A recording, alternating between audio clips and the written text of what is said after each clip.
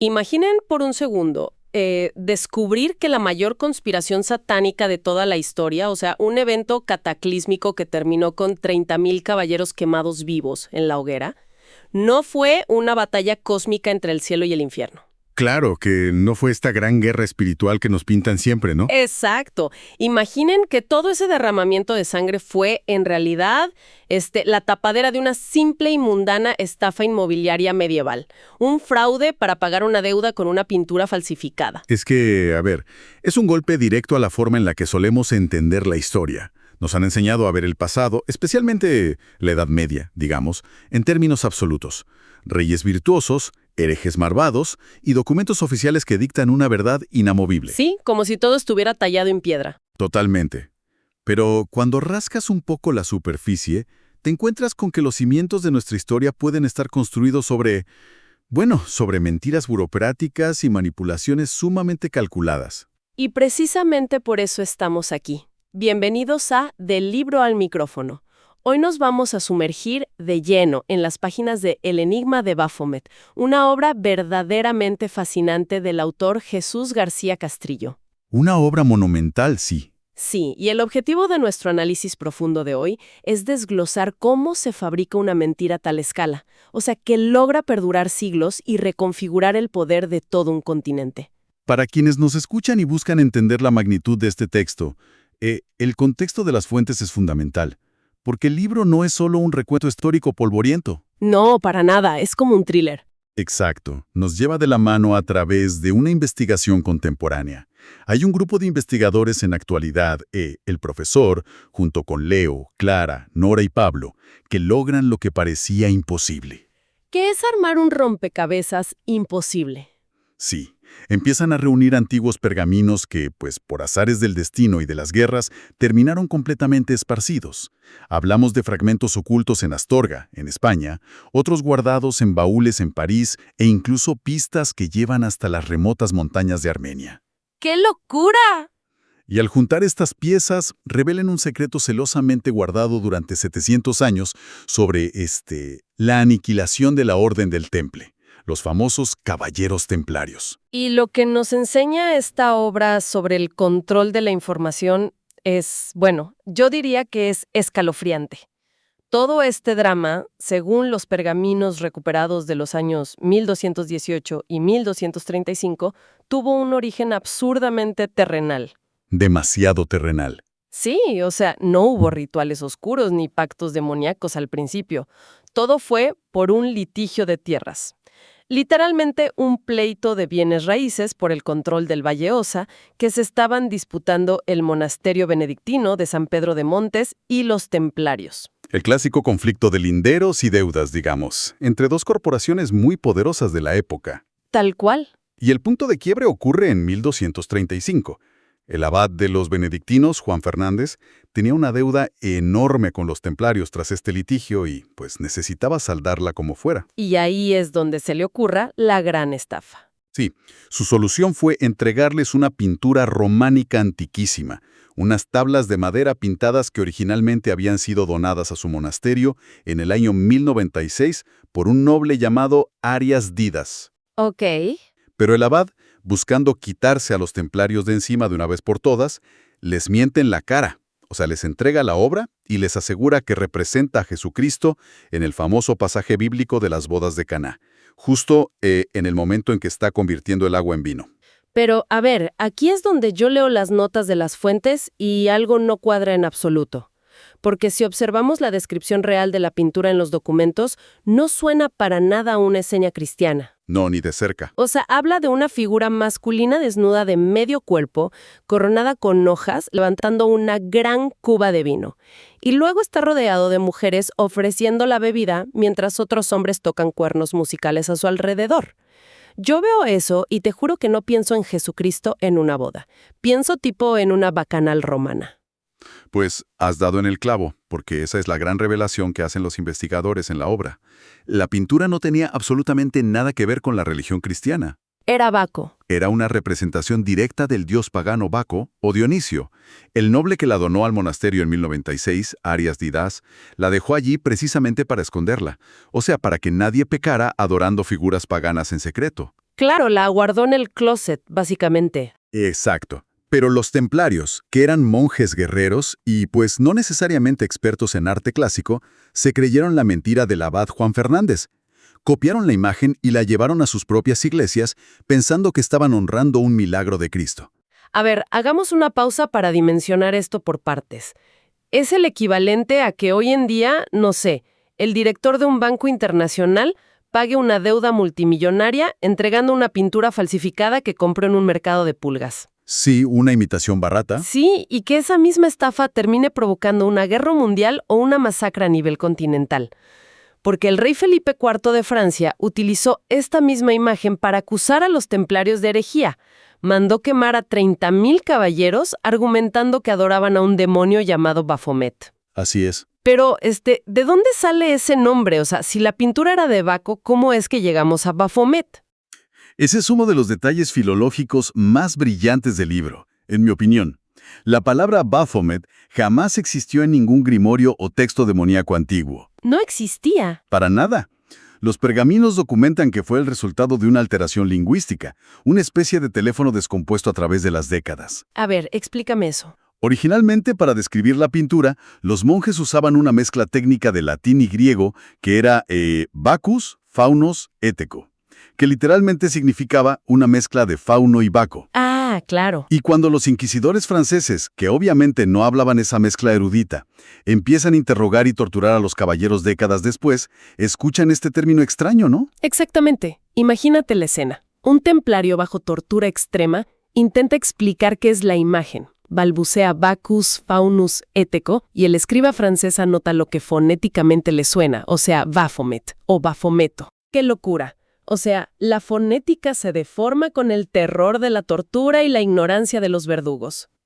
Precisamente, una descripción académica de una pintura grecorromana muta hasta convertirse en el nombre del ídolo demoníaco más famoso de la historia europea. Y esto, pues, reconfigura todo el misterio. Literalmente, el ídolo satánico que ha inspirado miles de libros de ocultismo no fue más que un error de traducción originado en una estafa burocrática. Al reflexionar sobre el título El enigma de Baphomet, la ironía es palpable. Sí, es una ironía trágica. Pero esto me lleva a un escenario logístico que me parece imposible. O sea, hoy en día un rumor vuela por internet en 2 segundos, pero en el siglo XIV, ¿cómo logras que todo un continente se ponga en contra de los templarios de la noche a la mañana? No tenían redes sociales para hacer viral una noticia falsa. Esa misma pregunta se hacen los personajes de la novela, en especial Clara, la historiadora del equipo. Y la respuesta que encuentra en los pergaminos es probablemente uno de los hallazgos más impactantes de la investigación. ¿Qué descubrió? El abad de San Pedro de Montes no solo soltó la mentira y esperó a ver si crecía sola. Los monjes de ese monasterio habían inventado una forma primitiva de imprenta. Espera, ¿qué? ¿Antes de Gutenberg? Sí, estamos hablando de un desarrollo tecnológico revolucionario mucho antes de que naciera Gutenberg. O sea, ¿me estás diciendo que montaron una maquinaria de relaciones públicas clandestina en plena Edad Media? A nivel industrial para la época, sí. Utilizaban la herrería de un lugar llamado Compludo. Imagina el calor, el esfuerzo físico, a los monjes fundiendo letras de hierro una por una. Y no para imprimir Biblias. Sino para hacer propaganda. Exacto, para grabar textos difamatorios sobre grandes losas de pizarra. El propósito único de este invento era propagar a máxima velocidad la calumnia de que los templarios adoraban a Satanás. El abad tenía una visión que resulta, la verdad, escalofriantemente moderna. ¿En qué sentido? Él dejó plasmada su filosofía en los textos. Creía firmemente que el que domine la imprenta dominará el mundo. Sabía que la velocidad del mensaje era más importante que la verdad del mismo. ¡Wow! Y aquí es donde la historia se vuelve un espejo de nuestra realidad. La obra subraya que quien ha controlado la comunicación ha mantenido el poder sobre el resto de los hombres. Una lección atemporal, sin duda. Totalmente. Y lo que me frustra, leyendo las fuentes, es que los templarios no eran ningunos novatos. Eran la corporación más sofisticada de su tiempo. Eran los dueños del mundo conocido, básicamente. Sí. Habían inventado las primeras transferencias bancarias internacionales, manejaban seguros de vida e incluso tenían sistemas de telecomunicaciones muy avanzados. Usando la red de tubos de terracota subterráneos, ¿sí? Exacto. Entre sus monasterios para pasarse mensajes. O sea, tenían el dinero, tenían la tecnología y sobre todo tenían el recibo físico de la pintura que probaba la estafa. ¿Cómo es posible que perdieran la guerra de la información de una forma tan absoluta? Perdieron porque se enfrentaron a un enemigo asimétrico. O sea, los templarios tenían la verdad legal, poseían el pergamino original de Arias Didas y las actas del monasterio que explicaban el origen de la pintura de Baco. Las pruebas contundentes. Exacto, pero la imprenta primitiva de los monjes, combinada posteriormente con la despiadada maquinaria propagandística del rey Felipe IV, pues inundó el continente de mentiras mucho más rápido de lo que un caballero podía cabalgar para llevar las pruebas a Roma o a los tribunales. El ruido superó a la evidencia. Tal cual, el ruido ganó. Si hacemos una analogía directa con el presente para quienes nos escuchan, es como tener un disco duro lleno de documentos irrefutables que prueban tu inocencia absoluta ante un crimen de Estado, pero el gobierno te apaga el acceso a Internet y bloquea tus redes. Es una analogía perfecta. Sí, y en la obra hay una mención fantástica al caso de Wikileaks, que ilustra esto a la perfección. Censurar la red hoy, o sea, silenciar a quien tiene las pruebas, es el equivalente exacto a quemar los pergaminos en la Edad Media. Si no tienes la plataforma para propagar tu verdad, a ojos del mundo, tu verdad simplemente no existe. Y las consecuencias psicológicas de perder esa guerra de la información fueron, devastadoras para los sobrevivientes. Cuando la maquinaria del rey de Francia se enciende y empiezan las ejecuciones masivas, los pergaminos documentan la huida de unos pocos caballeros. ¿Se sabe quiénes eran? Sí, nombres que las fuentes rescatan del olvido. Martín, Roderico, Gautier, Rechibaldo logran escapar por los escarpados montes aquilanos, enfrentándose al frío, al hambre y a la persecución. Me imagino el terror. Pero lo que revelan los textos sobre su estado mental en esa fuga es lo verdaderamente desgarrador. No reaccionan como los estrategas militares que eran. Y aquí es donde tengo que cuestionar la lógica de estos guerreros. Porque, a ver, estamos hablando de la élite militar de Europa, hombres entrenados para sobrevivir a las cruzadas. Pero cuando huyen, en lugar de organizarse tácticamente o planear una defensa diplomática con las pruebas que llevaban en sus alforjas, las fuentes dicen que se refugian en la numerología. Sí. O sea, de verdad se pusieron a confiar en que los números los iban a salvar de la hoguera. Es que, míralo así, es una reacción muy humana ante un trauma absoluto. Piensa en la disonancia cognitiva que estaban experimentando. Claro, el shock. Eran monjes guerreros que habían entregado toda su vida, su sangre y su fe a la iglesia, solo para descubrir que su propio papa y su rey los estaban masacrando por dinero, basándose en una mentira absurda. Se les cayó el mundo encima. Exacto. Cuando el mundo real colapsa de una forma tan injusta y grotesca, la mente humana busca orden desesperadamente. Para ellos, los números se convirtieron en ese refugio. Empezaron a buscar patrones divinos en sus desgracias. Ya veo. Le otorgaron un poder místico a cifras específicas. Digamos, el número 63 se convirtió en el símbolo de la victoria final y la iluminación, mientras que el 58 representaba la muerte y el abismo. Y las fuentes apuntan a que esto no era solo una superstición aislada que hablaba, no sé, frente a una fogata en el bosque. Llegaron al punto de codificar todo este sistema de creencias en lo que hoy conocemos como el juego de la oca. Exactamente. Los textos revelan que el juego de la oca no nació como un pasatiempo infantil. Me dejó helada esa parte. Es que es increíble. Supuestamente fue inventado por un maestre templario llamado Robert de Occitania como un complejo mapa cósmico y criptográfico. Cada casilla reflejaba los peligros del camino, los obstáculos de la Inquisición, con la casilla 63 como la salvación espiritual. ¡Wow! Era su forma de intentar darle sentido a una realidad que los había traicionado por completo. Pero el nivel de tragedia es inmenso. O sea, llevan consigo el pergamino notarial de Arias Didas. Tienen en sus manos la llave legal para desmontar la farsa de Baphomet y salvar a su orden. Así es. Sin embargo, su quiebre psicológico es tan profundo que la fe ciega reemplaza al instinto de supervivencia. Resulta inconcebible leer cómo estos caballeros, que estaban curtidos en 1000 batallas, se dejaban masacrar. Como ovejas al matadero. Literal, las fuentes describen cómo se dejaban ahorcar en los árboles de nogal sin oponer ninguna resistencia física, completamente convencidos de que toda esa atrocidad era simplemente una prueba divina enviada por el cosmos, y que los números los vindicarían en otra vida. Y ese es el peligro extremo del pensamiento mágico cuando la realidad se vuelve insoportable. Mientras los tribunales usaban a Baphomet como la excusa legal perfecta para torturarlos y despojarlos de todas sus riquezas, ellos se consolaban pensando que formaban parte de un plan superior. ¡Qué fuerte! Tenían toda la razón legal y las pruebas físicas, pero en ese momento histórico, pues la racionalidad había sido aplastada por el peso de la propaganda institucional. Y sabes, es un patrón de comportamiento que no ha desaparecido para nada.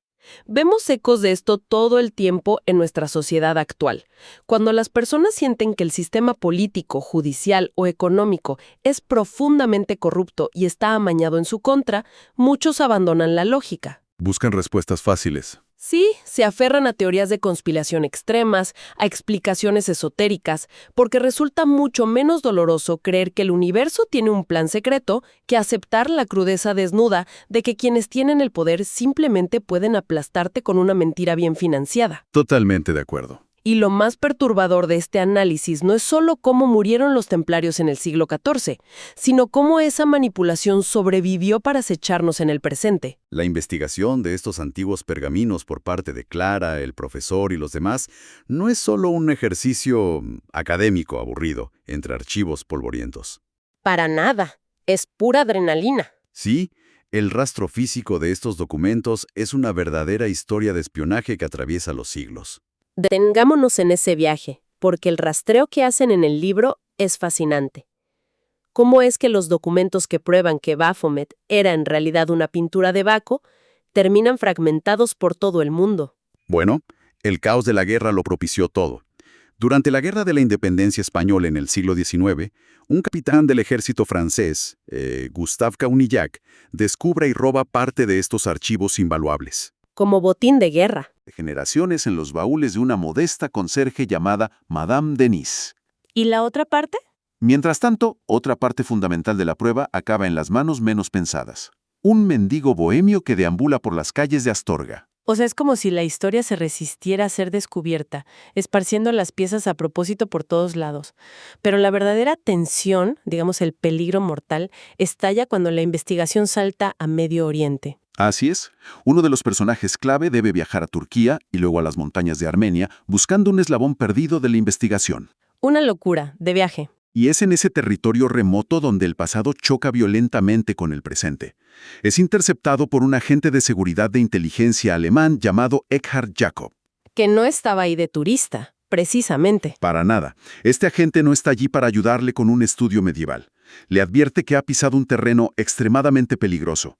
Le revela que la mentira de Baphomet no murió en la hoguera con los últimos templarios. Me da escalofríos. Sí, le dice que hoy en día una sociedad secreta, con profundas ramificaciones en el poder mundial, sigue rindiendo culto activo a esa figura demoníaca. Pero, a ver, lo que adoran hoy no es a ese dios romano de la pintura original, ¿cierto? O sea, el Baco rodeado de vides y vino se perdió en la historia. Totalmente. Lo que esta sociedad contemporánea venera es una mutación, un invento del siglo XIX. Un invento. Sí, el agente alemán les explica cómo un famoso ocultista francés, Eliphas Lévy, tuvo acceso ya sea a la pintura original sobreviviente o a copias de los documentos. Lévy plagió las proporciones exactas del dios Baco, pero alteró la imagen de forma grotesca para lucrarse. Ah, el famoso dibujo del macho cabrío. Exactamente. Le quitó la cabeza humana y le puso la de un macho cabrío con cuernos. Le dibujó un pentagrama en la frente y senos femeninos. Un Frankenstein esotérico. Tal cual. Esa imagen macabra, diseñada puramente para vender libros de ocultismo y generar miedo en el siglo XIX, es el Baphomet que la cultura popular y estas sociedades secretas reconocen hoy como real. Stop. A ver, hagamos una pausa monumental aquí para dimensionar la revelación que hace el agente Eckhard Jacob.